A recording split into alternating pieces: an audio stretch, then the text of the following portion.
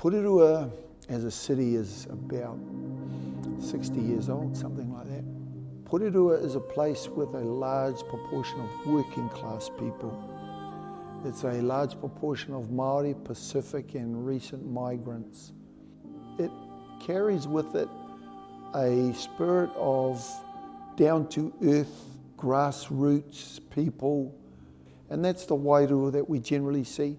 And even with that diversity of social economic difference, there still is a positive feel about belonging to a place as beautiful as it is, as grounded as it is, which I'm seeing those sentiments flow through to the community representation we've had here.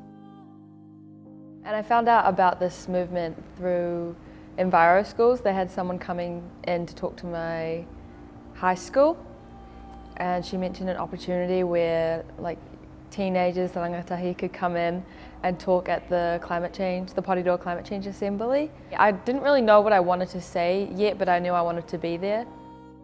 We actually put together the model that we are now living out next door, of a community-based, randomly selected group of people, and sitting alongside that a gathering called by Ngāti Toa, where mana whenua issues and ideas can be freely expressed, and then those two findings of the same question can be brought together into one assembly.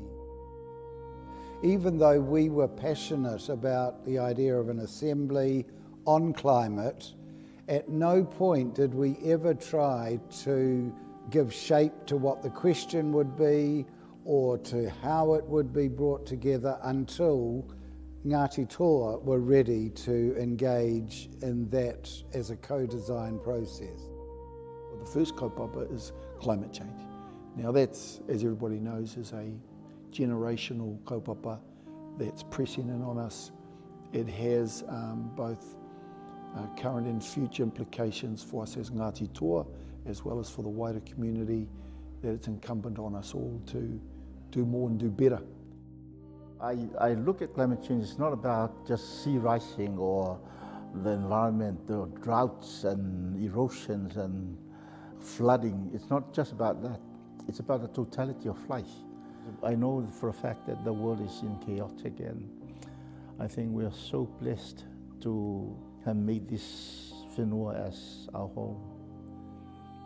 The team, when we were setting up, there was always a really clear focus from our two awesome facilitators, Makarita and Kelly, that day one was all around the ground rules and the tikanga.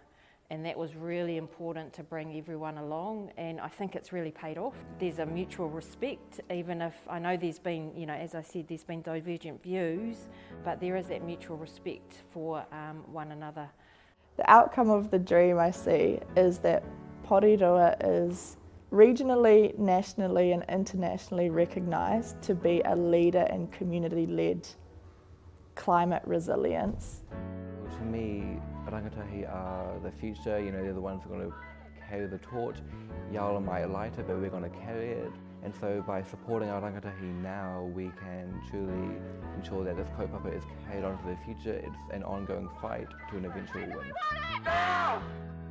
We are reimagining how we might do democracy better here in Aotearoa, beginning in Porirua. We're lifting where we stand, we're owning our own answers to these questions and not leaving it up to someone else. We are trying to create a new way where the people of Porirua can have a meaningful say, a meaningful influence on how we live together here, on decisions, investable decisions, public policy decisions that affect us.